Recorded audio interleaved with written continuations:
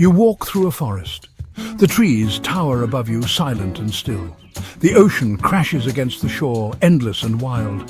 The desert stretches beyond the horizon, an ocean of sand and silence. And yet, you are surrounded by voices, whispers, songs, stories, languages that were never meant for human ears. Earth speaks, but we have forgotten how to listen. From the deepest oceans to the tallest mountains, every part of our planet hums with communication. Not with words, not with alphabets, but with vibrations, with light, with chemicals, with magnetic pulses. We live inside a symphony, a concert that began long before humanity existed and will continue long after we are gone. Today, let's listen. Beneath the surface of every forest, an invisible network is alive and thriving. Scientists call it the wood wide web. Trees, fungi and roots are all connected in a vast underground system. Through thin filaments of fungi called mycorrhizae, trees send messages to one another. A tree attacked by pests will send out chemical signals underground, warning its neighbours. A dying tree might share its last nutrients with the younger saplings around it. A mother tree can recognize her own offspring through the network, nurturing them more than strangers. Every rustle of the leaves above is just the surface. Beneath your feet, the forest is alive with silent conversations, a community bound not by competition, but by cooperation and care. If we could hear it, it would sound like a chorus of whispers beneath the soil. In the ocean, the silence is even more deceptive. Water carries sound farther and faster than air. Whales sing songs that travel thousands of kilometers across the open seas. Each song is unique, complex and changing over time, almost like the evolution of a human language. Some whale populations even develop dialects, regional variations that other whales might not recognize. Dolphins call each other by name, using signature whistles that function like personal identities. And the ocean itself speaks. The crashing of waves, the shifting of currents, the movement of tides, they are all part of a grand rhythm that marine life has tuned into for millions of years. If you could dive deep enough, you would find that even the darkest, coldest parts of the ocean are filled with hums, clicks and pulses. To them, it's not empty. It's a universe alive with voices. In the deserts, where nothing seems to move, Earth finds another way to sing. Under certain conditions, sand dunes can produce a phenomenon known as the singing sands. As the grains of sand rub against each other, they create a low, eerie humming sound, sometimes lasting minutes, sometimes hours. Marco Polo once wrote about hearing the desert sing, describing it as the sound of ghostly drums in the night. Today, scientists understand that the sound comes from layers of dry, uniform sand grains sliding down the dune faces. But knowing the mechanics does not diminish the magic. The desert hums its own ancient song, vibrating with a frequency born from the shifting bones of the earth itself. Even the rocks speak if you know how to listen.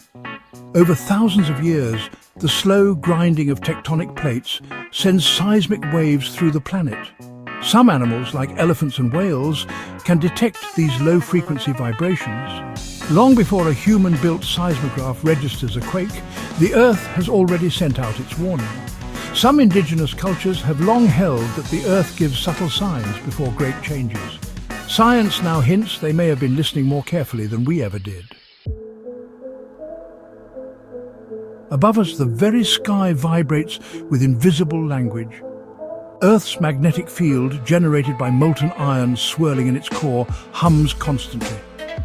It creates waves, frequencies that are so low they pass unnoticed by our ears. These are the Schumann resonances, global electromagnetic resonances generated and trapped between the Earth's surface and the ionosphere.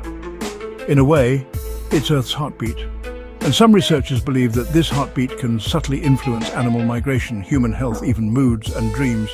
Whether we notice it or not, we are always moving within this silent pulse. And life itself, at the microscopic level, continues the conversation. Trees release aromatic chemicals called phytoncides into the air, not just to defend themselves from pests, but to signal to neighbouring plants. When one plant is attacked by insects, nearby plants may preemptively boost their defences. Flowers use ultraviolet patterns invisible to the human eye to guide bees and butterflies to their pollen. Coral reefs emit chemical signals when stressed by warming oceans, a final cry for help before they bleach and die. Even bacteria communicate using a process called quorum sensing. When enough bacteria gather in one place, they begin to act as a collective, coordinating their behaviour. What we call instinct, survival or evolution, often it is just another form of language. The earth is never silent. Every gust of wind, every ripple on a pond, every vibration through the soil carries meaning. Meaning not meant for us. Meaning that existed long before our first words. Meaning that will endure long after our last.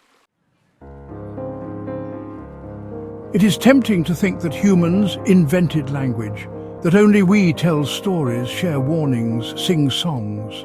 But perhaps we only copied what was already happening around us, in the crackle of a fire, in the whisper of leaves, in the howl of the wind through the canyons, in the deep groaning of icebergs as they shift and break apart. We learned to speak because we lived on a planet that has always spoken.